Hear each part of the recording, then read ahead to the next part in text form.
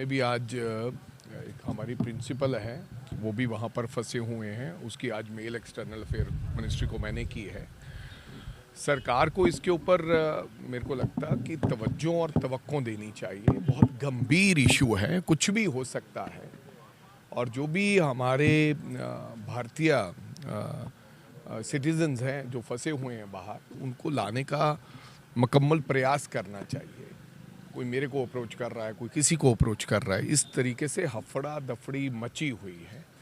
तो दोनों देश आपस में बातचीत करें, एक्सटर्नल अफेयर मिनिस्ट्री ये तय करे कि किस तरीके से उनको लाना है और उनके परिवारजनों को भी इंफॉर्मेशन समय पर मिलती रहे कि हमने ये प्रयास किए हैं और इतनी देर में आपके परिवार वाले यहाँ पर सुरक्षित पहुँच जाएंगे। और वहाँ पर भी जब तक नहीं आ सकते, उनकी सुरक्षा के इंतजामात वहाँ भी होने चाहिए, एम्बेसीज को कहकर, एम्बेसडर्स को कहकर। देखो, पंजाब के बारे में जो चिंता है ना इस प्रकार की, अभी आगे हैं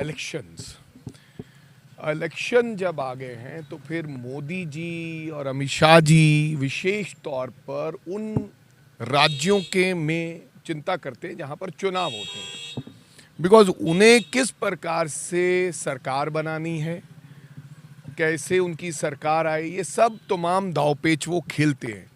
चाहे वो पोलराइजेशन करके कर दें, चाहे प्रदेश के हालात ख़राब करके वो अपनी सरकार बनाने की कोशिश करें, चाहे वो इस तरीके की बातें करके। क्योंकि बीजेपी सरकार कब क्या बयान देता है, बहुत बार देश के प्रधानमंत्री ने ये बात कह दी थी कि अगर मंगलसूत्र सुरक्षित चाहते हो तो फिर आपको बीजेपी की सरकार चाहिए, ये कहा उन्होंने अपने भाषण में।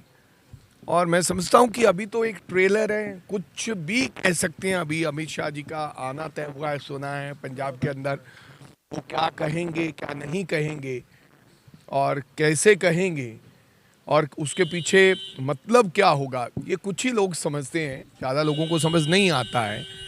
लेकिन जिस प्रकार से डेरा में आना मोदी जी का, और ख़ास करके जलंधर में आना, रविदास महाराज जी हमारे गुरुजी, उनके वहाँ पर गुरुपुरब पे आना, और क्योंकि इतने सालों में सरकार में हैं, कभी नहीं आए, तो एक अपना अलग से, क्योंकि बेसिकली धर्म पे नाम पर, जाति के नाम पर हमेशा भारतीय जनता पार्टी ने पोलराइजेशन करके सरकारें बनाई है। ना तो कोई काम के आधार पर बनाई है, ना देश के देश की इकॉनमी के नाम पे बनाई है।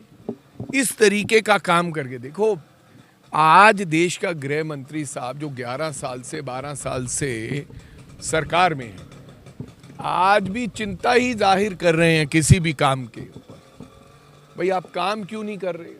1.5-2 साल पहले चिंता जाहिर की थी कि लॉ एंड ऑर्डर के हालात बहुत खराब है, लेकिन बॉर्डर सिक्योरिटी फोर्सेस आपके पास है, आधा पंजाब बॉर्डर पे लगता है, तो चिंता क्यों जाहिर कर रहे हो?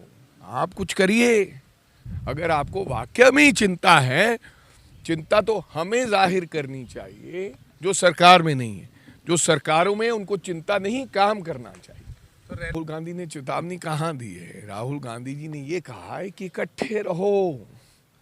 उन्होंने कहा कि एज ए टीम खेलोगे, कोई भी जो टीम है वो एज ए टीम खेलती है, सारे प्लेयर उसमें काम करते हैं, अच्छा प्रयास करते हैं, खेलते हैं, अच्छा अपना उनका वो रहता है प्रदर्शन, तो फिर ही काम वो गेम जीत सकते हैं और वो टीम जीतती है। तो ये उन्होंने कहा वो सबके लिए है।